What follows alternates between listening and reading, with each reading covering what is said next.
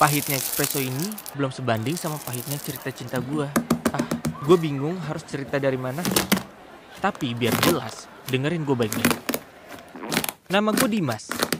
Umur gue 20 tahun. Dan gue masih mahasiswa di salah satu kampus swasta di Jakarta, Bang. Gue tinggal di daerah Menteng. Jangan tanya sebelah mana. Kalau lu tahu bakal kaget lu. Hari ini rumah gue kedatangan pembantu baru.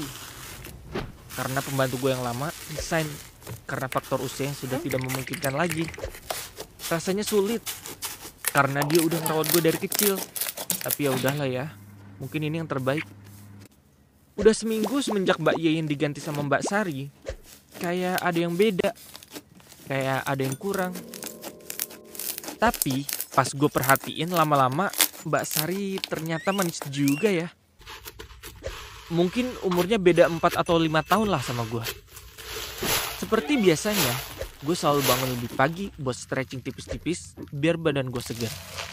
Kebetulan pas gue mau ke dapur, ada Mbak Sari lagi nyiapin makanan. Gue berusaha nyairin suasana dengan iseng nanya ke dia.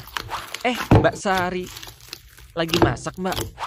Dan gue rasa itu pertanyaan tergaji yang gue ajuin ke dia. Ya jelas masak lah.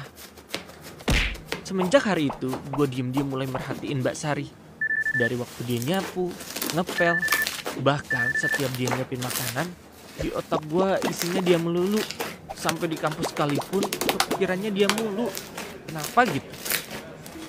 Malam itu juga, gue langsung stuck sosmed Mbak Sari. Insting gue berkata, "Woi, cari woi."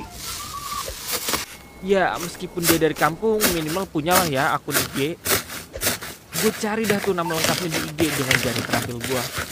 Tapi gak ketemu-ketemu. Tiba-tiba gue baru inget kalau dia masuk di grup WhatsApp keluarga.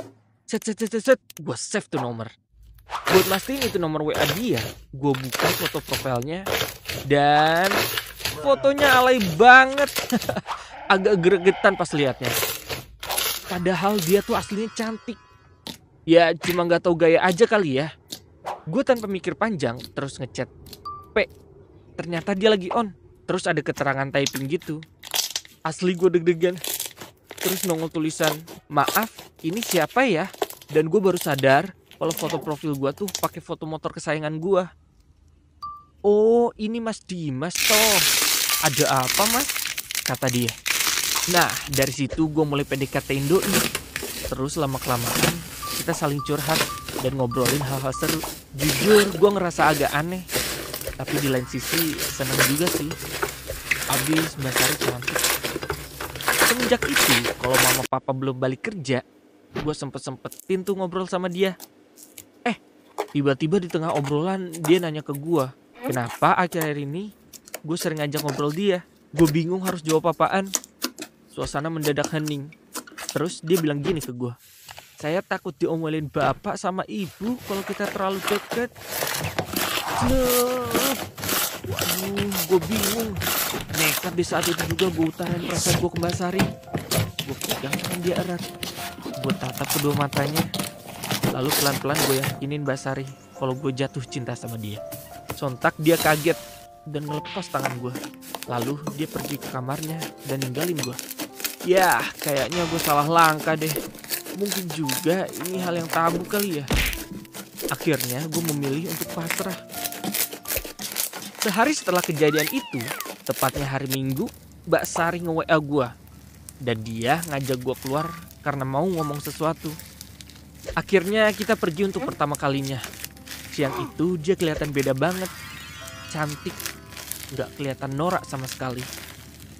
Kita pergi ke sebuah coffee shop. Disitulah Mbak Sari mengutarakan perasaannya.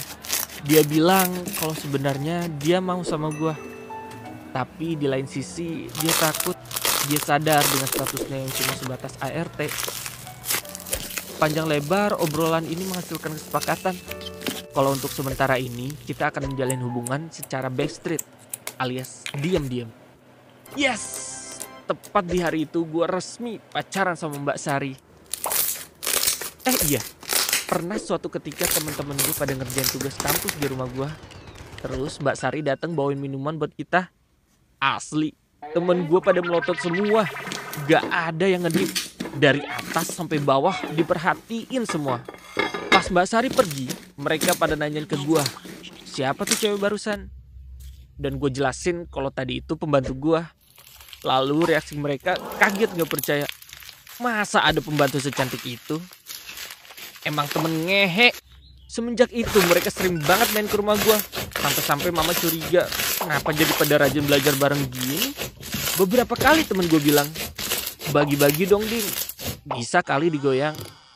Aduh pak, ini aja belum gue apa-apain.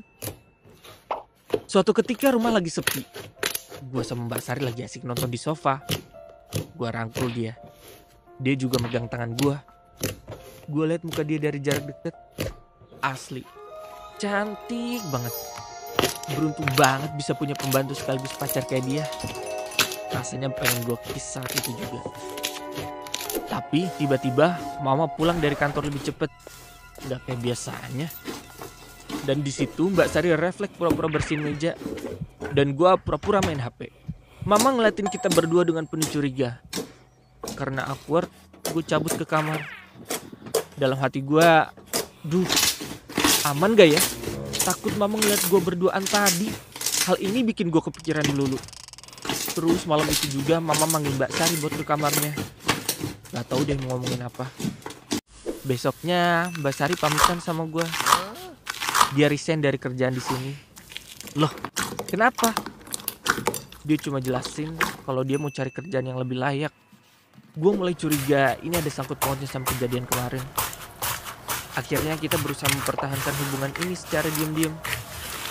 Ternyata mama sama papa udah tahu yang sebenarnya terjadi. Dan mereka menantang keras hubungan kita. Karena mereka menilai ini aib buat keluarga kita. Tapi gue gak peduli. Toh sekarang Mbak Sari kerja sebagai front office di perusahaan ekspedisi di Tangerang. Dan gue masih stay di Jakarta. Jadi kita semacam LDR Jakarta-Tangerang. Nah, begitulah cerita cinta gue. Ya gimana ya? Cinta kadang ngebuat orang jadi buta. Semoga kalian bisa ambil hikmahnya aja ya. Cinta bisa datang dari mana aja. Gak terduga. Dan bisa terjadi sama siapa aja. Kalau kalian punya cerita menarik dan ingin dibuatin animasi keren kayak gini, jangan lupa kirim email di bawah ini. Oh iya, jangan lupa juga like, komen, share, dan subscribe. Gue punya cerita. Nah, itu papa.